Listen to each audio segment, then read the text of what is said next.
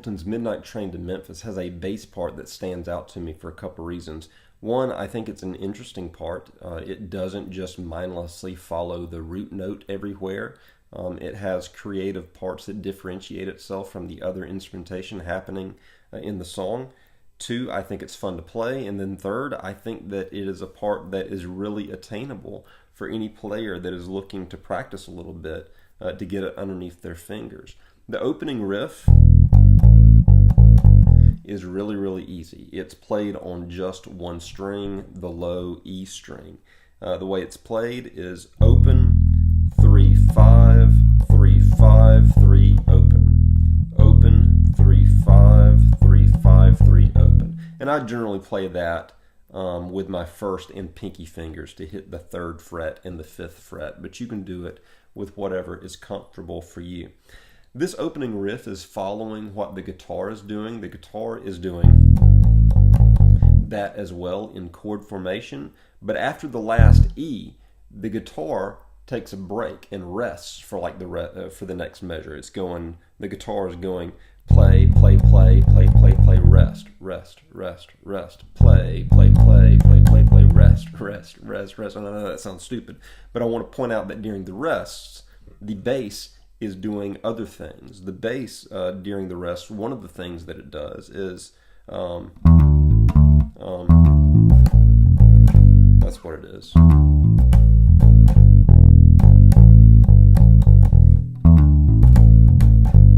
So the way that you play that little part that would be in the rest is I use my pinky finger and started off on the A string 7th fret, strike that, and I pull off to where I'm going to have my first finger on the A string 5th fret.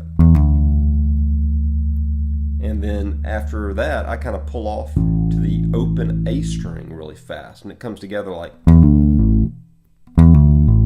that's the very first part.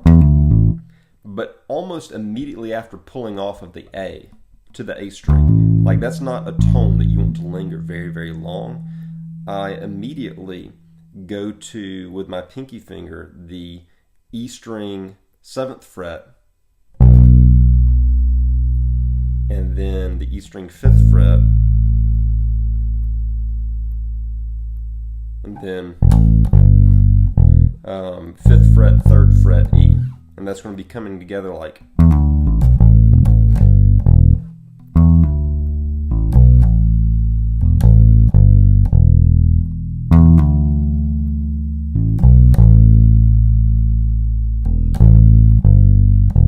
So just like I pulled off to the open A, I do the same thing right here to an open E. Listen to that one last time. Pull off to open A, then 7, 5, pull off to open E, 5, 3. E, or open, 3, 5, 3, 5, 3, open, rest, rest, rest, open, 3, 5, 3, 5, 3, open, open, 3, 5. So that is the opening riff. Also, I hear at one point the bass do this in the space. Those notes. The way that you play that, I'm playing it with my first and my ring finger. You can use whatever fingers are easy for you. I put my first finger on the D string 10 fret. I put my ring finger on the G string 11 fret. And then I take that shape right there and just move it up 1 fret. So that my first finger is on the D string 11 and my ring finger is on the G string 12. And that would be happening like rest, rest, rest, rest. Rest, rest, rest, rest. And I'm obviously saying rest to indicate where the guitar is not playing and showing you where a bass part is sneaking in there to get a little bit of individuality. When we start getting into the chorus is where things start to get a little bit tricky for the bass, I think. It's going to move to a D chord, and you're going to emphasize that with a D note on bass. I run with my second finger up to the D note on the 6th string. That would be the 6th string, I'm sorry, not 6th string, but the low E string. I'm used to thinking in terms of a 6th string guitar. So the low E string, I run up to the D note, which is the low E string 10th fret, and I use my second finger to get there because I'll need my other fingers for the rest of this riff. After hitting the D, the bass part starts to walk up, going to, with my first finger, the A string 9th fret, the A string 10th fret with my second finger, the A string 11th fret with my now ring finger. So that walk in D is happening like this. And your first, second, and third fingers are happening on upbeats. Listen to this.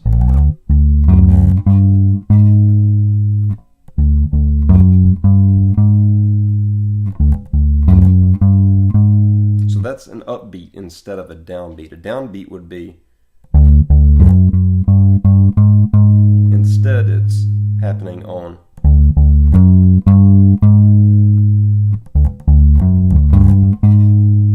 Alright, so once you get to your ring finger or pinky finger, whichever you use, on the A string 11th fret, you're then going to hit the 12th fret, but you're not going to use a finger to like move to the next fret. You're going to pluck the 11th fret again and slide up to the 12th fret. Almost immediately after your slide, you're then going to use your first finger to go to the D string 10th fret, second finger D string 11th fret, ring finger D string, or actually let's not use our ring, let's use our pinky finger for D string 12th fret, because after you hit the D string 12th fret with your pinky finger, you're then going to use your ring finger to hit the A string 12th fret, and then you'll move your first finger to the E string 10th fret and hit that D note again. So the back half of that riff, starting with the slide on A, comes together very, very quickly like this.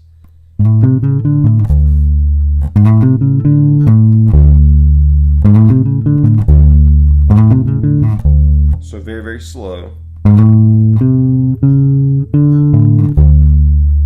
And my bass sounds like it's a little bit out of tune, but you get the idea there.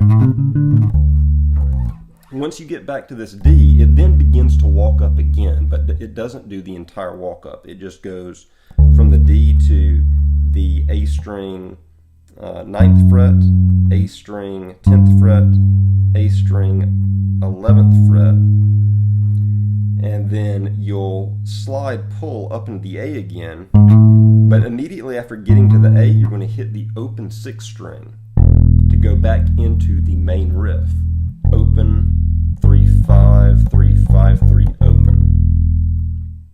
After you get back to the open, 3-5, 3-5, 3, open part, the progression then moves to a B minor. You will use your first finger to run on the low E string to the E string 7th fret, and you'll go.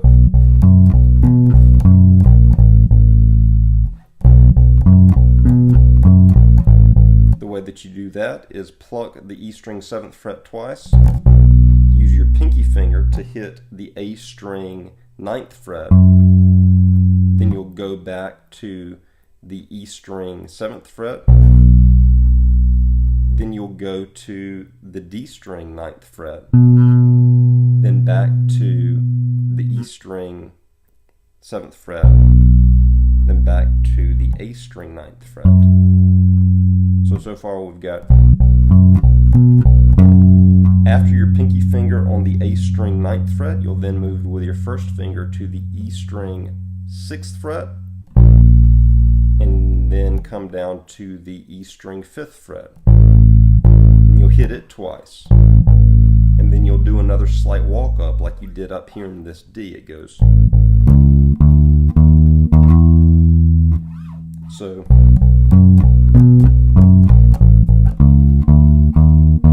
And then back into that main riff again. After the chorus, the bass will be following the guitar as it plays a couple of riffs, like the way that you play that riff is you're going to start with your first finger on the A string 7th fret, and you'll hammer on with your pinky to the A string 10th fret. Then you'll move with your first finger to the D string 7th fret, second finger to the D string 8th fret, pinky finger to the D string 9th fret. So far we've got,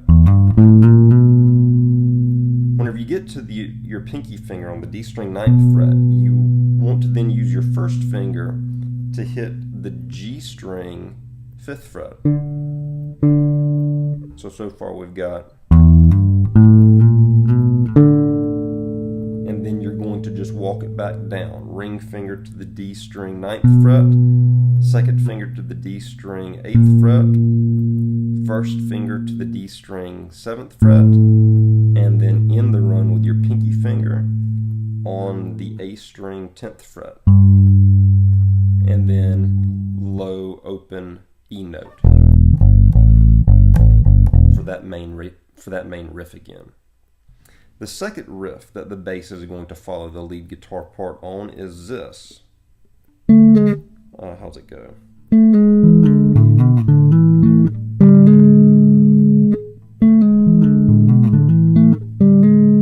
The way that you do that is you're going to bar with your first finger across strings A, D, and G, which is kind of difficult to do on a bass.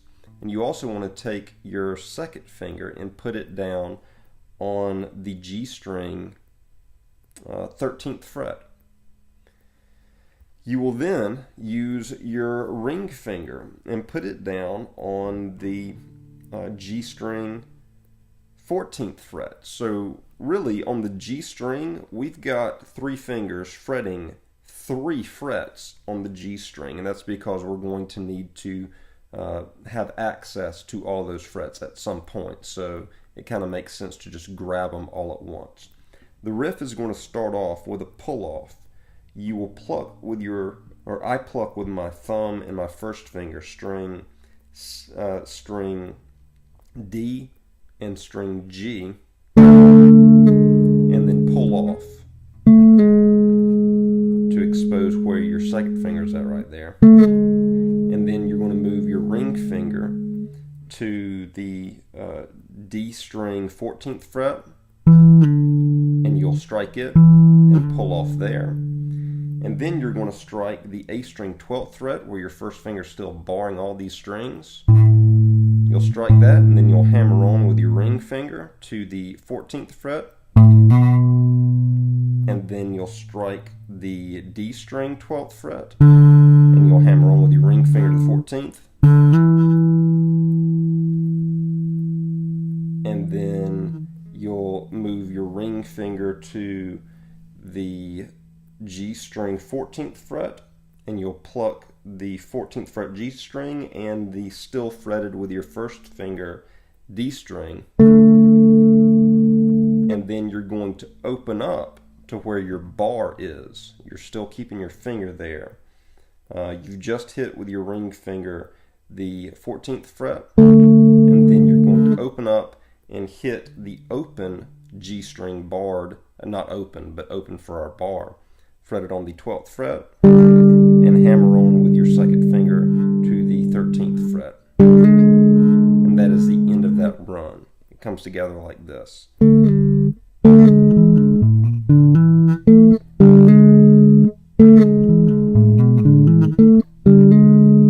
Forgive my weak fingers and the buzzing.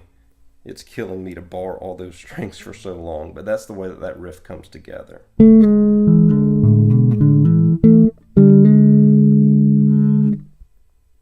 And hopefully that will give you an idea of how to approach the bass part to Midnight Train to Memphis.